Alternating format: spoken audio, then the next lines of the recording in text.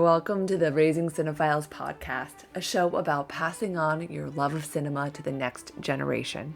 I'm your host, Jessica Cantor, and I have worked in all facets of the entertainment industry for the last 20 years, and recently became a mom. Always remember that myself and guests are speaking from personal experience and not giving parenting advice. Let's go ahead and dive into the episode. I am here with Barnaby Clay, the director of a new feature film called The Seeding. I want to be clear that this is not a family film unless your kids are teenagers or in college. It is a horror film, but it is incredibly interesting, and I'm very excited to have Barnaby here with me today. Thank you for joining me. Thank you, Jessica. And my first question is, what is your first movie memory? Well, it's an interesting question. I feel like all my early film memories are quite kind of smushed together a little bit, as memories tend to be. But I think I remember probably around the same age my son is now. He's 8. I was taken to see. My dad took me to see King Kong. Actually, it was some revival of the movie, and it was in my local theater in London. And yeah, and obviously that really struck me in a big way. I was just I mean, the story, the visuals, the it's kind of something, I remember very distinctly, it's kind of like tribal beat in there, so it's got this kind of slightly primordial feel to it as well. And but really just this idea that you could just fall in love with this image and this monster, which is so, you look at it now and it's so obviously fake, but to my, you know 7-8 year old eyes, it was just I was totally bought into it. And that's really the best of what film can do, really, is just send you on a journey. And I felt like that really did, and it resonated with me. And I really felt like afterwards I was just kind of imagining seeing, oops, sorry, King Kong climbing on every street corner, on buildings everywhere afterwards. So, but that was really, I think that was probably the most, the one which really sank in. What was movie going like for you growing up? Well, I had two parents who were kind of in the industry, just on a level they're both actors actually, and working actors in England, and they showed me a lot of films, and not just I think I was just getting to see a lot of films which most kids weren't really getting to see. I remember an early memory was really when I could read. Actually, the first, my mum showing me the Les Enfants du Paradis, the Children of the Paradise, just because it's one of her favorite films, and my father showing me, some of my favorite films, Once Upon a Time in the West, or uh, um, just some kind of introducing me to, which weren't, you know English or American, but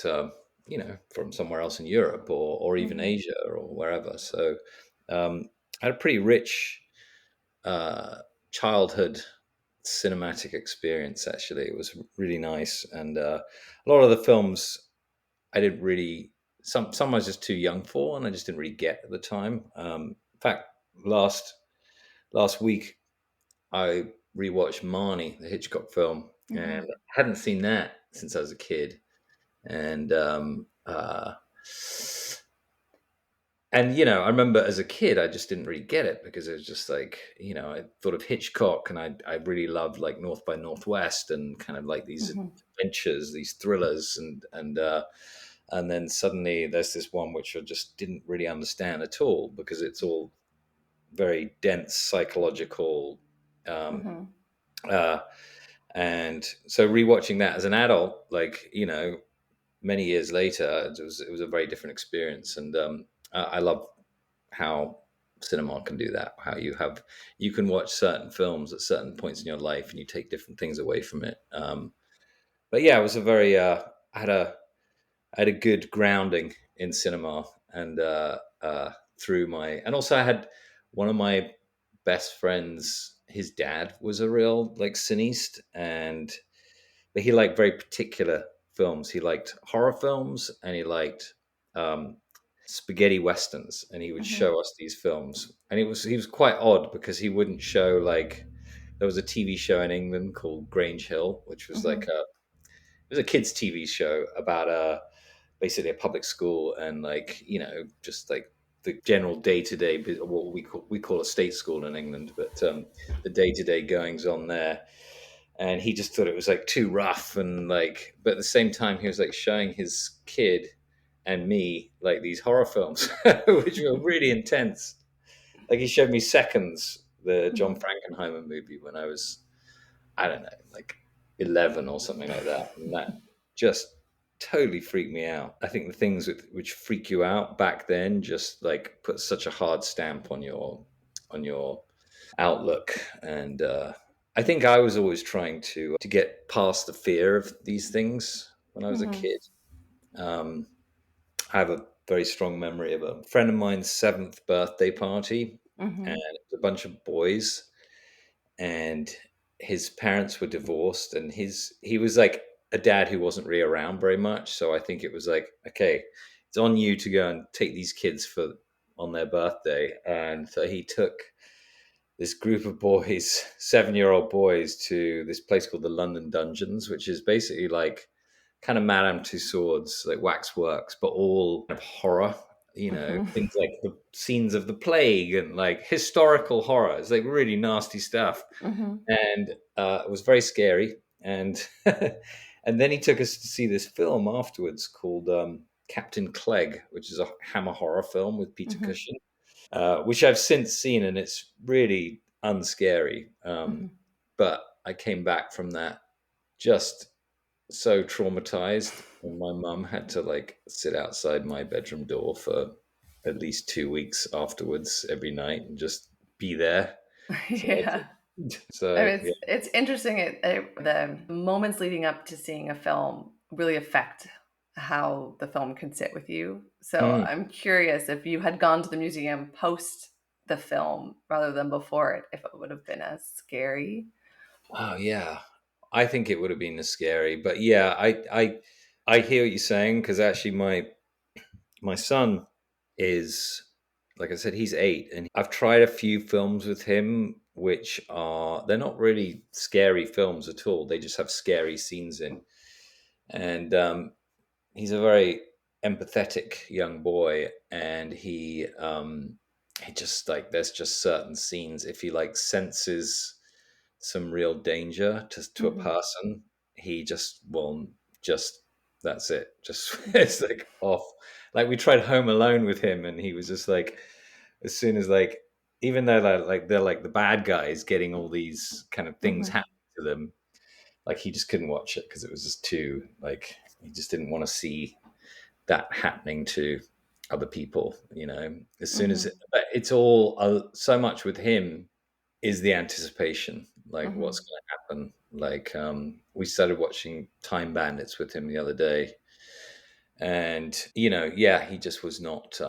He just he just started getting a little freaked out about the potential whatever bad thing was going to happen next. Yeah. I before we go too much into your son, I want to ask a few Yeah. more questions about your history with cinema, and something that I'm a big fan of horror and thriller, Mm. and especially the genre. It's such a beautiful visual take on the medium, the use of music and tension, and I love it. But my parents didn't let me watch horror. Mm. And I didn't get into it until I was a bit older. And I was so nervous to be scared that I would watch it always with the lights on during the day until I got used to the medium, and then would watch it. Now I'm fine.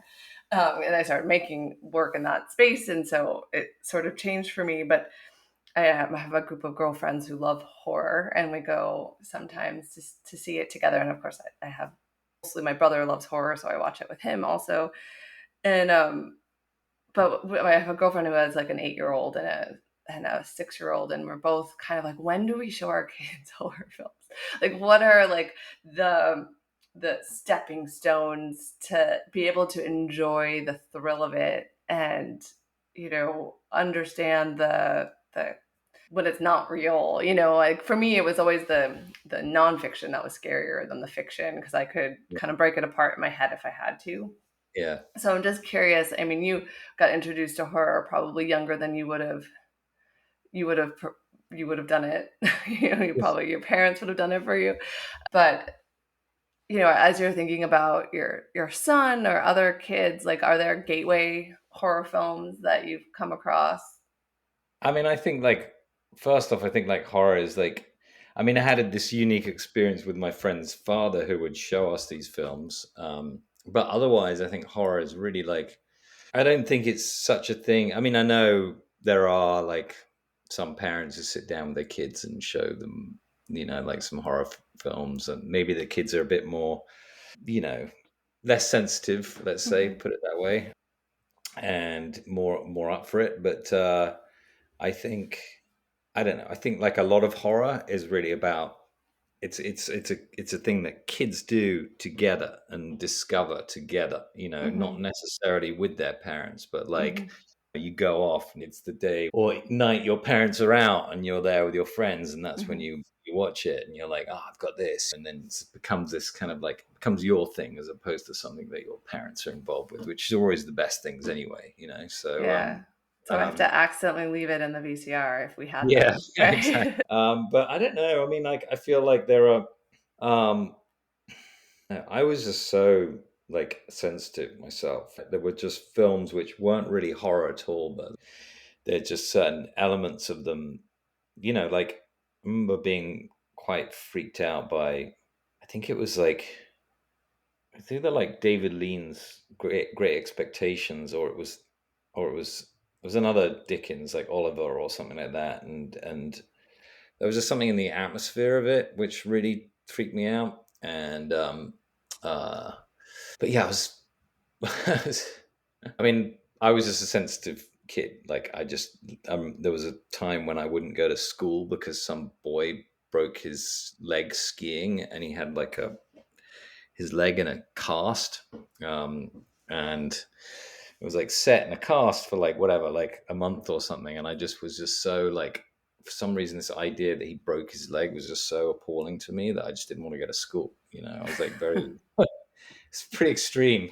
So I think for me, it was like really horror films was something which really I kind of like, well, you know, like all things that are scary, they're also really appealing as well. And I think that I like had this very severe like push pull with horror films, you know, and the moment I got more deeper into them, then I got really into them, you know, and Yeah. you know, obviously some way of like overcoming some sort of fears and stuff. And then, but then I also started doing some work within them. Like when I was pretty young, like I started um, making little short films and stuff and doing effects. I had a friend of mine who still does a lot of effects work, VFX work, and he and we used to do stuff together. And I was the kind of kid who like my mum would always complain because she'd find like a severed head in the oven or something like that. You know, she's like, "What is this doing here? How did this happen to me?" You know, and but that again was just like I think me just trying to get my head around it all. You know, Mm-hmm. trying to No like pun intended. yeah, exactly. Well, I'm curious, and maybe you already answered this question of what inspired you to decide that you wanted to work in this industry. Well, I mean, I think it's easier when your parents are actors and you're being shown these films, and you are meeting people who work within that world. But at the same time, like in the 70s, early 80s, in the early 80s, in the 80s, actually, not the early, late 80s, probably, actually, when I was thinking about what I wanted to do and stuff like that, and I was at school, and I was not like film. The idea of being a film director was still seemed like this very exalted and impossible idea for me. You know, it seemed like I would look at these directors and really just saw them as these kind of gods, basically, that I was not.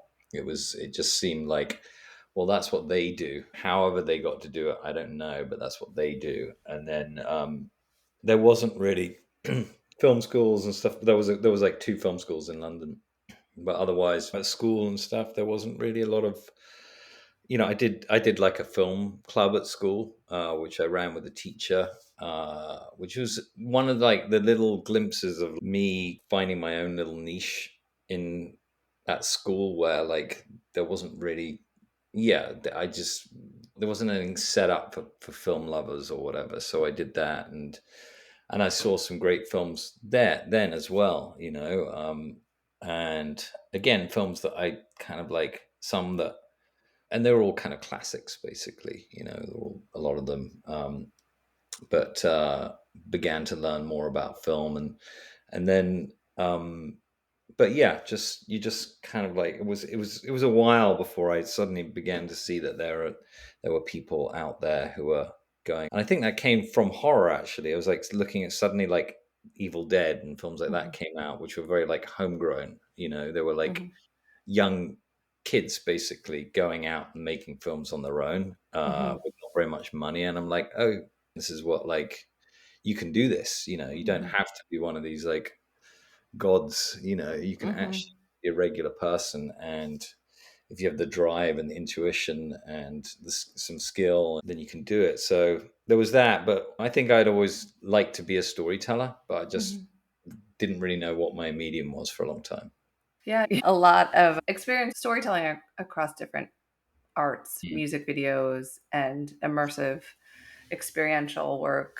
And I think that relates a lot to the film, The Seeding, and seeing it in the perspective of the protagonist and the world happening above him as he gets trapped. There's something really experiential about that. And curious what those inspirations were in creating that. Yeah, yeah. Well, I'm glad you said that, because that is something that I definitely set out to do, to create something which some sense of a visceral reaction to it. I enjoy working across different mediums. I started off before I like started making films. I mean, I was like making the little short films at home and stuff like that. But there was a point in my like teens and early 20s when I was just like all about music, and I was in like bands and doing my thing, and I think, when you're in bands, when you do that and you're like, I don't know, playing together in a band, you have like this incredible connection, which is very, again, it's this very primal experience, this shared connection. And so I just feel like somehow like that drives a lot of what I do, is trying to create something which is a feeling, I guess, Mm-hmm. and a shared feeling if possible. When I set out to do this film, the seeding was very much like, well, I've got this story and it is very contained, and like I really wanted to do something which felt like, yeah, you're really in there with this person and you're going through it, and you are feeling the kind of the heat and the claustrophobia, and the oppression of being in the desert, and how that feels. And I think I think it succeeds in that, and I didn't want to let people out as well. That's the other thing. Until the so the other thing is that I also did that with the documentary I made before this Mm-hmm. shot, Psycho Spiritual Mentor of Rock, about Mick Rock. It was a again, similar. I had this similar idea at the very beginning, that we kind of like sort of enter into his mind, and we basically stay in it, Mm-hmm. the whole film. And it can get a little claustrophobic at times. I mean, you actually do go outside, but it's still within this slightly weird dream space. Uh, but I don't know. I was like the idea of kind of like going into a world and just being immersed into it, and Mm-hmm. yeah. And I think, bringing that, uh the experience from doing like immersive work, into film is it's a real joy to me, because I just like, I don't you see, I see it, now and then, and I just love it when I do see it in the cinema. Mm-hmm. I'm just like, you're just so in there, as opposed to, I mean, I think the drawback is if you're like if you put it on the background, then you just get such a weakened experience of it. But like if you're like attuned and you're in there, then you're in there basically. Yeah. Well, kind of a test for me actually is like real good filmmaking. You can't watch in the background because it's a visual medium and you Yeah, can't just hear it to know what's yeah, happening. yeah, You're yeah, telling this story through your shot choices and yeah, moving it forward through action. And so like I find that with, the Coen brothers, with filmmakers like that, where like they command your attention. yeah, Um, absolutely. and there's a whole genre of film for the mom cleaning their house that's in the background, and they glance up and they're like, oh, they're kissing, and they go back to this story. But that's when you're coming from a background of wanting to fulfill an emotional impulse. Mm. You're telling a story in a visual way. And I think the references from your past and growing up of how you were introduced to film kind of are a stepping stone in that direction of Sure. all of the films you mentioned are ones that command your attention. They're not easy. Yeah, yeah, yeah. I mean, I think also though, I mean, it's a visual medium, but at the same time, like, if you see the difference between the final version of my film and the offline is huge. And that's really like because the sound is just such an important part, Mm-hmm. and really sound really is the secret weapon. It's like Mm-hmm. where people, you know you just take the sound for granted. But again, if you're in the cinema, if you're in a theater and and the sound is extraordinary, then you're like really like, wow, I'm in this, man. And the sound is really doing that. It's pushing Mm-hmm. that forward. So yeah, important. Um, Yeah, well, I just want you to know that I did invest in my soundscape at my home for my home television, Yeah, so I yeah, don't miss out when I screen from home. yeah, And, sure. and with a 2-year-old, I was like, I can't go to the movies anymore, so I'm putting a movie as best as I can in my family room, Yeah, movie yeah. theater. I got my brother's approval on it this It's, weekend. In transitioning a little bit in introducing storytelling and this mm, medium from an art. Well, I'm going to take a step back. One of the points of this podcast is about cinema, not about easy watching. And a yeah, consistent sure. theme is how do we introduce this younger generation that are brought up on YouTube clips and short form video to be able to sustain something that is not easy necessarily to watch, but can open your worldview, can open your heart, can scare the crap out of you, like all of the things. And so that's the impulse behind this conversation, this podcast, is I want my son to love cinema. I don't want Mm, him to just like entertainment, yeah, and I think that comes from a practice of all sorts of mediums, which is storytelling, music. In-depth conversation with my brother yesterday, who's dating an academic, and talking about how music and being a classical musician takes us such brain power and brain development that oftentimes if someone decides not to become a musician, they become a doctor, a lawyer, they like go into professions, and yeah. how important that is. And so I'd be really curious to know your approach, if you're open to sharing with your son, of introducing him to these worlds of art. I mean, I'll start by saying it's really hard. It's really hard. I mean, I grew up in England in the late 70s and early 80s, and I was like his age basically. And I had three and then a fourth television channel, so we were like very excited to get the fourth television channel. And yeah, and we just turned the TV on and we had to watch whatever was on the four channels, and that was Mhm. it. And it was just like, you know, sometimes there'd be something good on, and it really and maybe that really stuck with you, Mhm. but for the most part, that was it. That was what we had.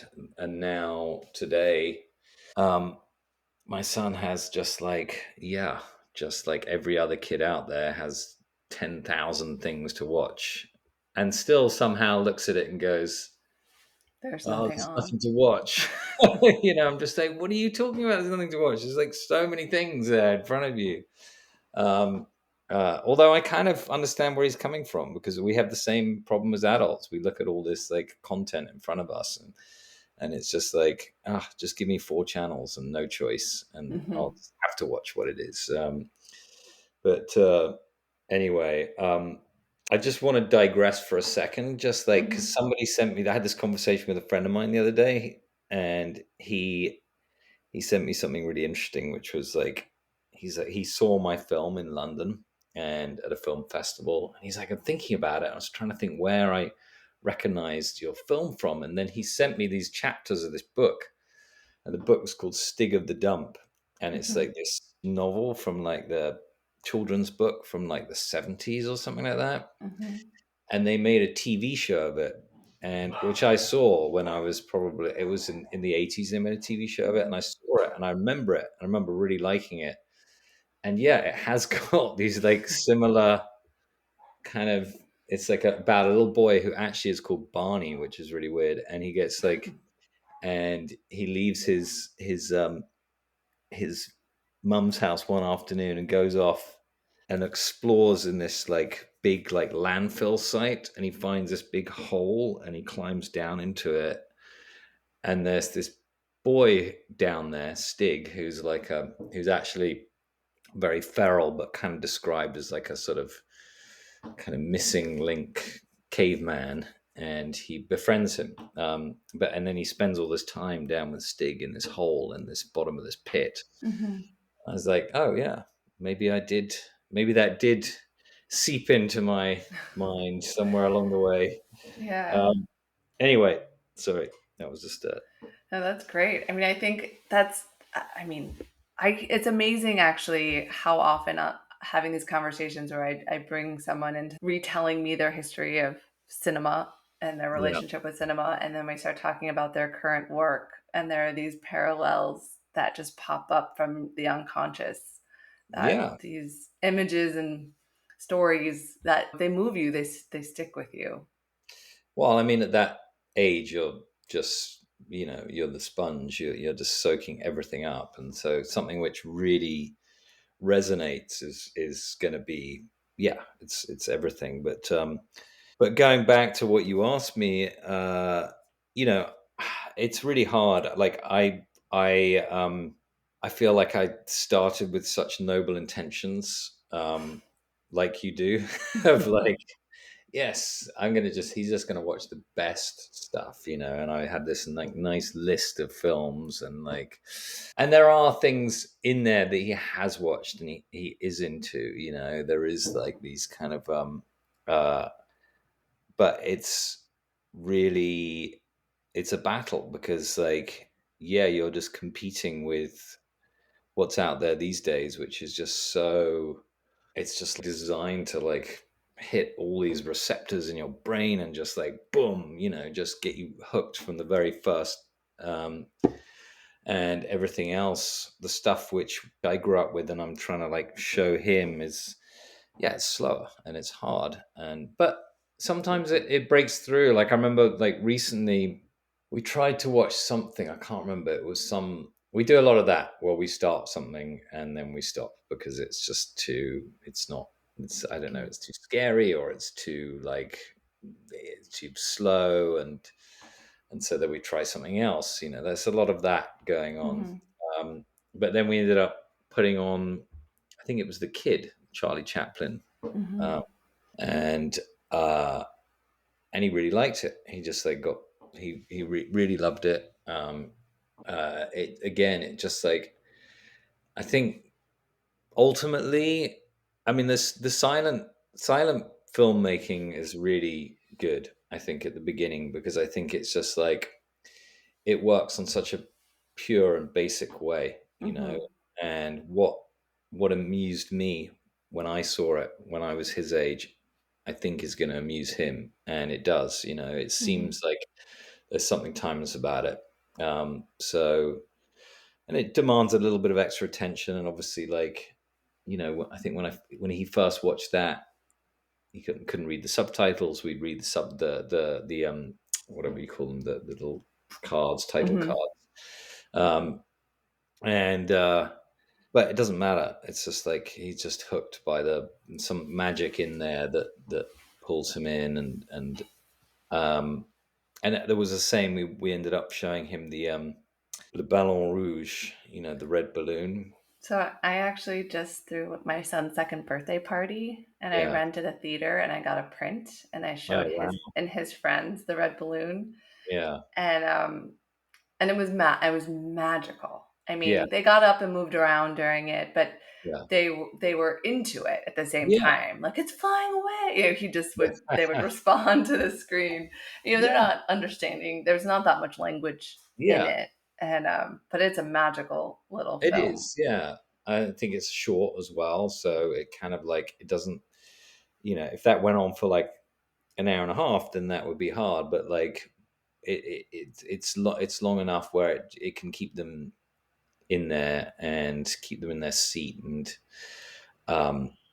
so again, it's that very specific type of filmmaking, which is really almost like silent filmmaking, which is just really purely about action and reaction, and just this very simple level. And it's got some humor, and it's got some. One of the things that I loved as a kid, which my parents showed me, I think hoping for the same reaction, was Jacques Tati. Was like Mon Oncle and my Mm-hmm. uncle and Jour de Fête and Monsieur Hulot's Holiday. You know, um, Mm-hmm. that was another one which, you know, again, it's that silent comedy, which is just kind of, it's really hard to not love in a way when it's so good. Um, Yeah. so yeah, I think those were. Yeah. I'm looking forward to showing him some of the like I want to show him some Ray Harryhausen stuff. Actually, he's not seen any of that. Like Mm-hmm. the Jason and the Argonauts and the fantasy stuff, that really kind of got me into like fantasy back at his age. The Mm-hmm. Clash of the Titans and those kind of things, the stop motion. I'm curious how he views it, whether he sees it as really antiquated or whether like it'll still work with him. I mean, he loved Star Wars when I showed him Star Wars, just like Mm-hmm. it still worked for him. And Yeah. The original Raiders of the Lost Ark comes up where that one really for 8 to 10-year-old boys seemed to really yeah, capture and hold up, and it's not quite as violent as the most recent ones that are just so action packed every second. yeah. I mean, I think I would, yeah, definitely. I'm waiting a little bit longer. Some of the things is like you just gotta. It's just about timing with kids as well. Like I don't Mm-hmm. want to show him that and him not be ready, and then just kind of and then have to like stop it and then turn him off it for some reason. I want to just wait until he's got the kind of, He's but ready. same, because it's just like really frustrating. It's so annoying because you're just like, oh, it's just so good, and then he's just getting up and he's fidgeting around, and then and then he just wants to watch some like real trash instead, and you're like, oh man, it can get a little painful at times. I would say, actually, you said your kid is two. My son is 2. He's Um, two. Right. There's some great. I really recommend. I showed Django some like stuff from England, some TV shows from mm-hmm. England that were around when I was a kid. One called The Clangers, Mm-hmm. and they're like stop motion things, and they are so good because they're like very nice for children who are like very young. Mm-hmm. Um, they're very slow and they're very quiet, and they are also really nice for adults in terms of like having it in the background is something Mm-hmm. that's very meditative about it and not like screaming and annoying, and just that it's just like I would quite often I'd put that on with him when he was young, and I would like fall asleep to it or something like that. 'Cause it was just so there was something so like nice about it, having it in the Yeah. background, and um, like Pingu was really good as well. Yeah. Yeah, Shonen Pingu, but that was very good. Just kind of Yeah. My son is really musical, more so yeah. than I ever was, but Mm, he has a little my brother got him a ukulele. He mm, like didn't want to get him fake instruments. yeah. And I like a little one for him. And he will get up and pretend to play with songs. Mm, So some of the Disney movies with songs he plays against the theater. Sometimes yeah. somebody got him rock t-shirts. So I'll put on rock music for him to just decide which t-shirt to wear. Yeah. So he can hear the different bands and the Yeah. music of that. And so for him, I've been finding really music based Have you content. have you shown him my son's probably like all-time favorite film is The Yellow Submarine. Have you Oh, I shown him that? haven't shown him yet. I haven't shown him It's yet. like because funnily enough, like it was something that really escaped me as a kid. I never really saw it, and until I was older, and he just loved that. He loved it. He loved the Mhm. music. He loved the animation. He loved it's a very obviously it's like totally tripped out. The whole Mhm. thing is just like some crazy like hallucination. But it totally tapped into his wavelength, and it's a Mhm. really fun and weird and inspiring piece of cinema. It's just like I was quite surprised how he reacted to that, like how much he just like, and then he was just obsessed by these songs. All he wanted to listen to were these Beatles songs, and like we're like, okay, it's not so bad. I'd rather listen to Frozen. It's Yeah. just like so highly recommend that actually. Yeah. I'm trying to separate like his Disney movies on the background when he's playing from like Mm, watching a movie. My mom has a proper cinema room in her house, or like mm, if the Red Balloon was his first kind of movie theater experience. yeah, So that one might be one that I put on like in the movie theater for yeah, him. yeah, So he that'd be gets a great. sense of this is a movie. Yeah, yeah, no, totally, exactly. Yeah, yeah, great. Um, yeah, and like have a rule in that in any movie rooms like that or theaters, like no short form content. Like let's not No do short time. TV. Let's not, Yeah, we could do TV on the TV. This is the movie room. that's right. Yeah, we do that as well, pretty much, because we have like a little kind of movie room, a little cinema, and we just and it's actually really good because like it's the one he has an iPad that he watches, and like obviously with that he can just like the worst thing about it is just is is not just the amount of available content, but it's also just like how just think, this bit's a bit boring. I'm just gonna skip through it. You're like, no, Hmm. come on. You got to just sit through that bit, like Yeah. learn. That's the way it goes. You just have to sit through the boring bits in life. That's life.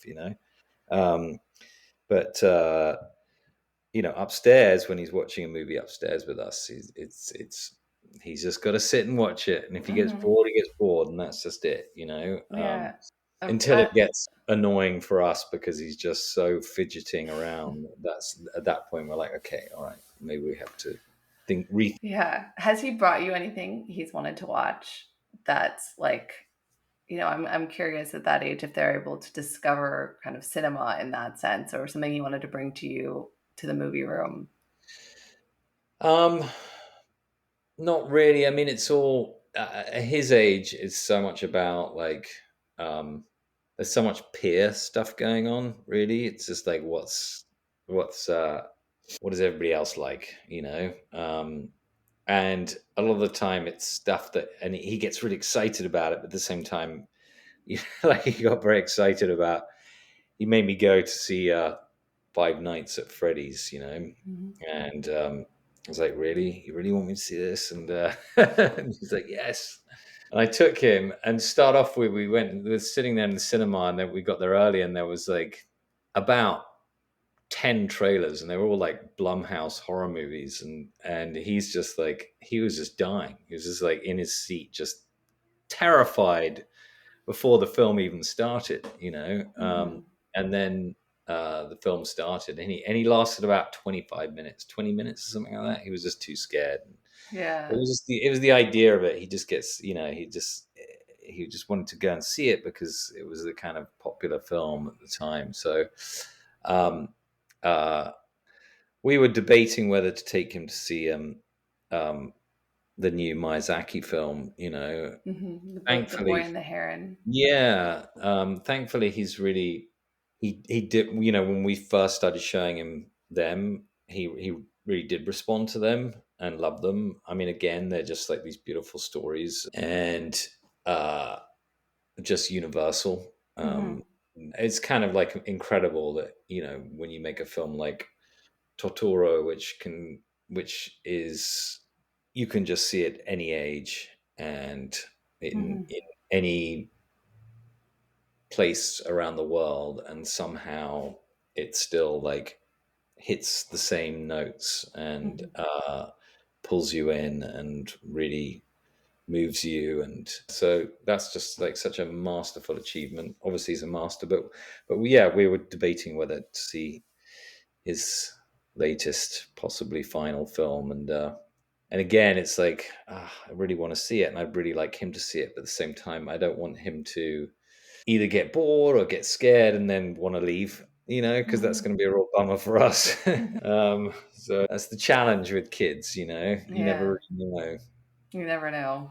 You did just give me a couple of recommendations, but I wanted to ask my final question, which is, at any age in his life, so not at 2, but, it could be at 16 or 25. What is the film you recommend he watch to really fall in love with the art of cinema? um I mean, I'm sure you've heard this one before, but probably Wizard of Oz, I would say. It's like that's just like again, it just like works on so many levels. Mm-hmm. It just it's I like stories and films which are just pure imagination Mm-hmm. and just open you up, and it's such a universal story as well. Mm-hmm. Uh, I don't know whether you saw the recent documentary, the Lynch Oz thing. Did you see that? Mm-mm. It's really interesting. It's a bunch of filmmakers, about 15 filmmakers being interviewed and telling their version of the connections between David Lynch and The Wizard of Oz, but also really talking about how much that film meant to them and how universal it is and all the Mm-hmm. themes that are in it. And it's really fascinating, actually. I recommend it, but recommend that for the adults, but Wizard of Oz for the kids. I just Yeah. think it's like it's yeah, it's it would be. I think you'd be pretty hard pressed to not enjoy that as a child and not be like somehow opened up by it. Yeah. And How old do you think I would say, I mean, again, it depends on the on child, the really. on the kid, Just like, but I mean, my like son, boys are always a little later. So yeah. I would say like, even like 4 or 5 or something, I'd wait a Okay. little bit just because Yeah. there's scary stuff in there as There's well. Like, that's the whole like if you show it too soon, then they get scared and they don't want to watch it. So I'm yeah, like, I was thinking 5, 6.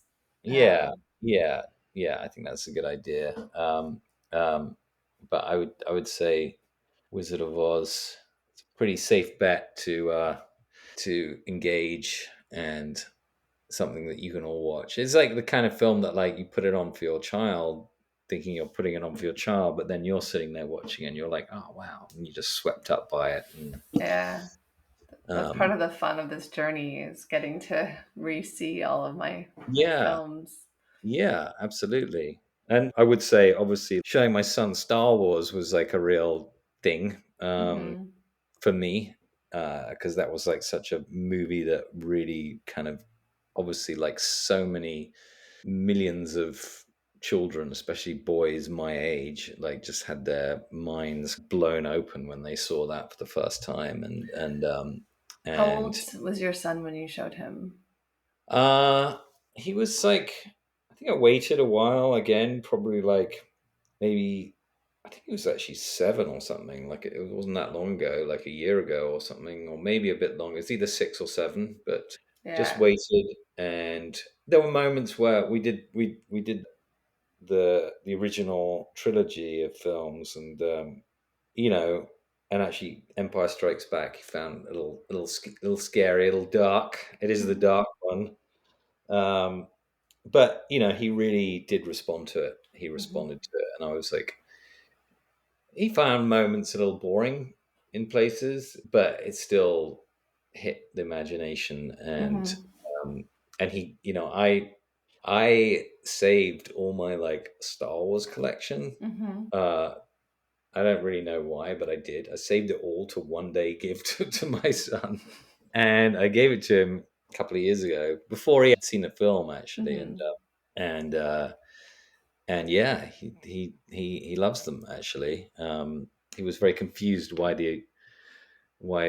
the figures I gave him, which were all like from the 80s, are all like puny, and Mhm. like all the new ones are all like buff and muscular. He's like, but yeah, that was exciting as well.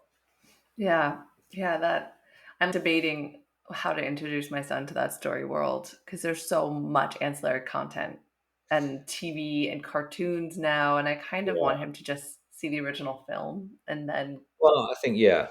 I think that's if you start with the original film, then and then he'll find his own stuff, and some of the stuff these days, it's pretty good, and some of it's not. So it's just like, Mhm. and they I find like I don't know, like he got into the Mandalorian, which was kind of like seemed like it was well made, but at the same time a little geared towards a younger audience. So Mhm. kind of enjoyed that, and uh, it was fun. Yeah. Um, but yeah, it's a minefield. I've got to Yeah. say. For his somebody gave him two like plastic lightsabers for his second birthday, which he has no context for them. So Yeah. he plays with them as if they're fire hoses because he's trying to Oh, be a fireman. oh, So yeah, he's like, "It's a fire! I put out the fire." It's really yeah, cute, and I love that. Like I was so happy that yeah, that's yeah, what yeah, it is to him, and it's not a yeah, weapon. yeah, exactly. Yeah, that's funny. 2-year-old, they get given that. That was obviously somebody who didn't have kids gave them a lightsaber at 2. Um, but yeah, I mean, also books are a good. I think sometimes if it's a book which is also a film or something like, Mhm. and even those I don't really saw those. They're quite popular now. Those there's that one. There's these editions of books which are all like like classic 80s films like this, like E.T. and Back to the Mhm. Future and Karate Kid, and like Mhm. he's got a bunch of them, and that's been a good intro to some of those movies because he's kind of Mhm. familiar with the stories and Yeah. And uh, with a lot of those, they're like playing at Cinespia, or yeah, there's screenings of them that you yeah, can see it, or the New Beverly or something on a big screen. I know. I have not done that, which I would love to do that actually. Yeah, I think that would be. I'm not really sure why I haven't actually. It's a bit lazy of us, but well, I think it was just because it's always pretty late at night, and like I Mhm. don't know, he's got school or whatever, and uh, they don't start till like 9 or whatever, so Yeah. and Earlier in he, the summer, they start earlier, and yeah, then in the fall, they start earlier. So it's like that yeah, yeah, midterm. but I do need to do that. Yeah, I would have liked to have gone to I saw they had the Nightmare Before Christmas at the Hollywood Bowl, with Hmm. them. Yeah, playing the music. Yeah, which again, like that's one of his favorites. So Mhm. uh, I would love to have taken him to that, but I found out about that afterwards, unfortunately. But it's got to Well, be yeah, there's some fun experiences ahead. I wanna say true to our time, and thank you so much for the conversation. This was wonderful. And sure. Thank you. Yeah, yeah. It's fun to talk about these things. yeah. I feel like yeah, like we said earlier, like those early experiences are just so formative that they're gonna whoever every great director or filmmaker or storyteller working today, like it'll for all of them, it goes back to that moment when you were first in the cinema and you saw Mhm. these films. Yeah. That was what it's all about, and that's going to stay with you forever. Yeah. And I so hope that that cinema experience that collective viewing experience continues for our kids as they get older. Like I'm like genuinely nervous by the time my kid is a teenager. It's going to be really different. I think it's going to be okay. I do. I'm quite positive. I just think that, like, I've been saying this forever. I was around Yeah. when VHSs first came out, and everybody's just like, nobody's going to go to the cinema and all this kind of stuff. And like, Well, it's more yeah, of like what's in cinema versus what's on streaming. It's like oh yeah, the multiplexes and there's, you know, I'm happy to hear that ArcLight Hollywood is likely coming back. yeah, And there yeah. are We these just, smaller theaters, but around the country where they don't have those art theaters. yeah, I know, but I think that, like, movie going as a collective experience is its own experience. That's the thing. It's Hmm. not like it's still a very different experience. No matter how great your home cinema is, it's still a really different Hmm. experience to going to the theater. It's just unique, and I don't think anything can really replace that. I think that maybe, yeah, uh, theaters close down, but then they open up again, and somebody comes along and does something, and it just, I don't know, it's just always, there's always something to that collective experience, which is just, it's so special. Hmm. And I hope anyway that it'll stand the test of time, as long as, Yes. yeah, also the movies have got to be, that's the thing, just kind of, yeah, it would be nice to, I mean, look, you're showing your son the Ballon Rouge, so Hmm. it's kind of these films are sticking around. And I have to say that the parents, I got so many messages from his preschool friends' parents saying how special it was for them and Yeah, that they want like that introducing their kids to culture in this way. And they're like, we can't wait for next year. What are you going yeah, to show? And so I think I might do a Chaplin film next year, depending on where their attention spans are. yeah. Do it. Well Yeah. done. Good, Thank you. good for you. Keep the flame alive. Yes. Yeah. Well, thank you so much. I really appreciate it. Thank you, Jessica. Thank you. It was Yeah. fun. Thanks a Yeah. lot. If you enjoyed the conversation, please don't forget to like and subscribe. New episodes release every Wednesday. And leave a comment and let me know which movie you think I should show my son. Until next time, take care.